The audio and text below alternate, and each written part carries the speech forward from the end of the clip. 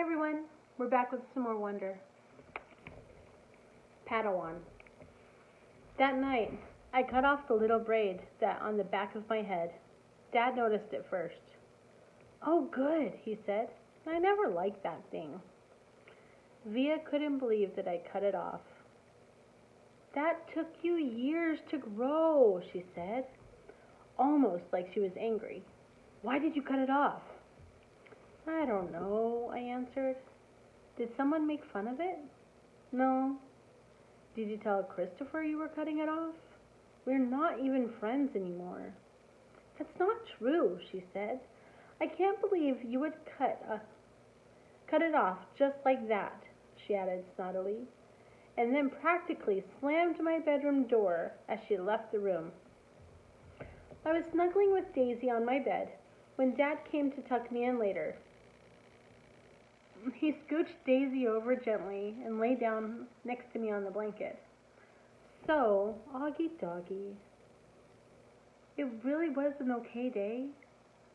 He got that from an old cartoon about a dachshund named Augie Doggie, by the way. He had bought it for me on eBay when I was about 4, and we watched it a lot for a while, especially in the hospital. He would call me Augie Doggie, and I would call him Dear Old Dad, like the puppy called the Dachshund Dad on the show. Yeah, it was totally okay, I said, nodding. You've been so quiet all night long. I guess I'm tired. It was a long day, huh?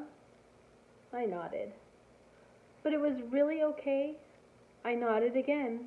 He didn't say anything, so after a few seconds I said, it was better than okay, actually. Well, that's great to hear, Augie, he said quietly, kissing my forehead.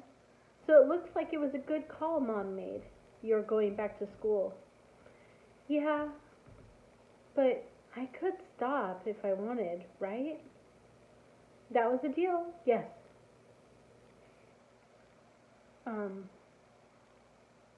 Though, I guess it would depend on why you wanted to stop going too.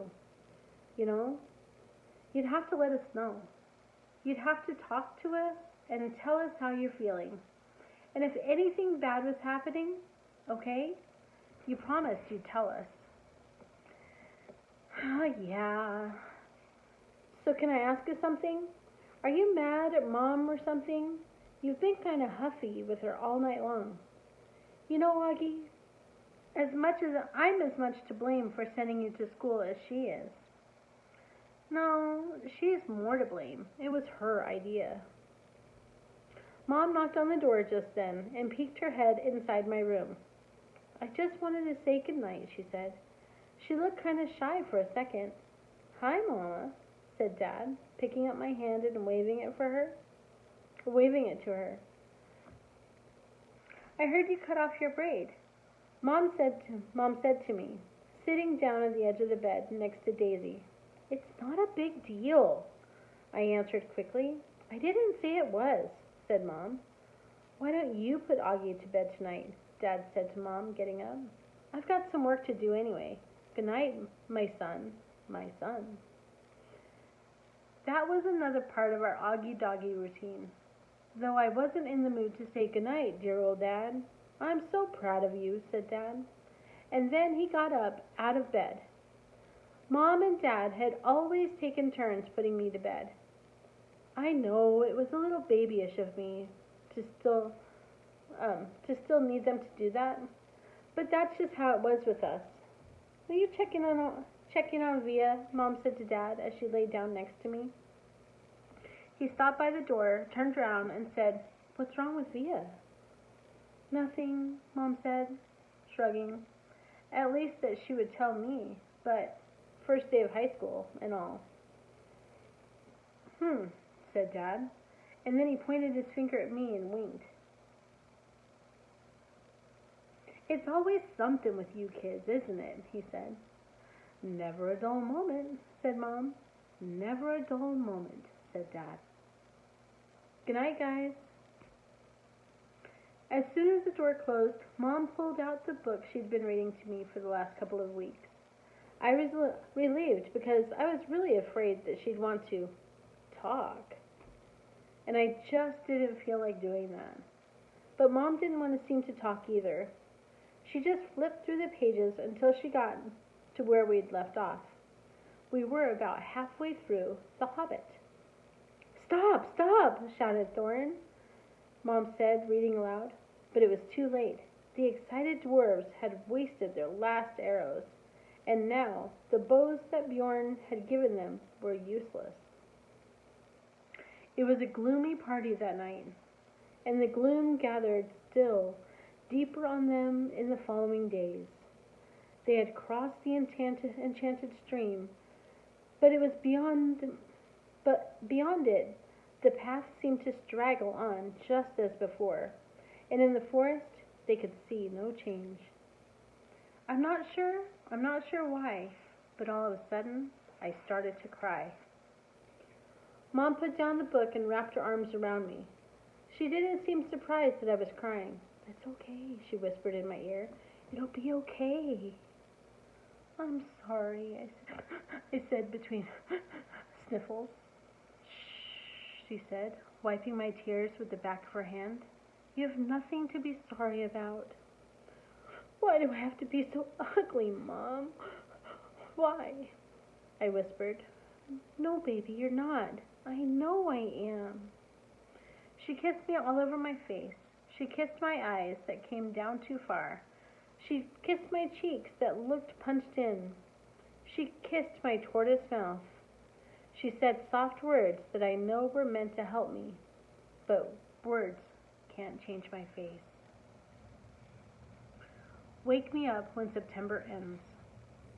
The rest of September was hard. I wasn't used to getting up so early in the morning. I wasn't used to this whole notion of homework. And I got my first quiz at the end of the month. I never got quizzes when Mom homeschooled me. I also didn't like how I had no free time anymore. Before, I was able to play whenever I wanted to, but now it felt like I always had stuff to do. And being at school was awful in the beginning. Every new class I had was like a new chance for kids to not stare at me. They would sneak peeks at me from behind their notebooks, or when they thought I wasn't looking. They would take the longest way around me to avoid bumping into me in any way, like I had some germ that they could catch, like my face was contagious. In the hallways, which were always crowded, my face would always surprise some unsuspecting kid who hadn't heard about me. The kid would make the sound you make when you hold your breath before going underwater, a little sound. This happened maybe 4 or 5 times a day for the first few weeks. On the stairs, in front of the lockers, in the library. 500 kids in the school, and eventually every one of them was going to see my face at some time. And I knew after the first couple of days that word had gotten around about me, because every once in a while I'd catch a kid elbowing his friend as they passed me, or talking behind their hands as I walked by them. I can only imagine what they were saying about me. Actually, I prefer to not even try. I'm not saying they were doing any of these things in a mean way. Not once did any kid laugh or make noises or do anything like that. They were just being normal, dumb kids. I know that. I kind of wanted to tell them that. Like, it's okay. I know I'm weird looking, so take a look. I don't bite. Hey, the truth of it is, if a Wookiee started going to school all of a sudden, I'd be curious. I'd probably stare a bit. And if I was walking with Jack or Summer, I'd probably whisper to them, "Hey, psst, psst, hey, there's a Wookiee." And if a Wookiee caught me saying that, he'd know I wasn't trying to be mean. I was just pointing out the fact that he's a Wookiee. It took about a week for the kids in my class to get used to my face. There were kids that I'd see every day in all of my classes. It took about 2 weeks for the rest of the kids in my grade to get used to my face. There were kids I'd see in the cafeteria, yard time, PE, music, library, computer class. It took about a month for the rest of the kids in the entire school to get used to it.